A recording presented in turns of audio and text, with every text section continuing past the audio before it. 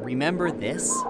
A place to hang, a place to run, a place to kick, a place for young hands and little feet to cut loose. If you think about it, for a child, the playground is exercise central. The thing is, a good run outside isn't just play, it's practice. Athletes don't grow on trees. They grow up, from active young people to active adults. Lauren Yearwood is one such active person. She's a grade 11 student at Oak Bay High School, a lifelong athlete. The first thing I ever did in my life was dance. I started doing a lot of sports in my elementary school. I got into swimming, soccer, track and field, cross country. I did triathlons from like grade 1, 2, and 3. Softball, t-ball when I was probably like 4. And a future basketball star. I don't know if I would necessarily say that, but... All right, maybe it's a little premature to peg Lauren as a star at only 16 years old. But how else do you describe a teenager who's receiving attention at the national level? That's right, Lauren Yearwood is a national athlete. I was 14, just about to start high school.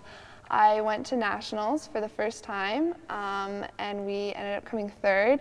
And I had a pretty good tournament, and there were scouts from Canada Basketball in the audience, and then later that year I got emailed to come out to the first tryout. I'm so excited. It's been such a dream of mine since I was so young.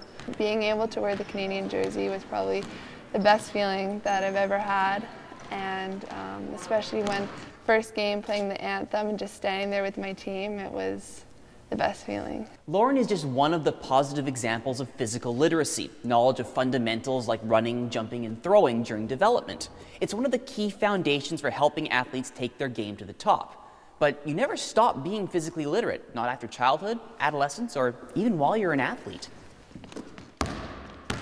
Physical literacy is an outcome. It's something that actually is a lifelong engagement. I mean, even an individual like myself who's been a high-performance athlete, you're still looking to become more physically literate, particularly as you go through the different stages of life. Robert Bettauer is the CEO of PISE, the Pacific Institute for Sport Excellence. As the leader of a facility dedicated to physical development and a high-level athlete himself, Robert knows the importance of physical literacy.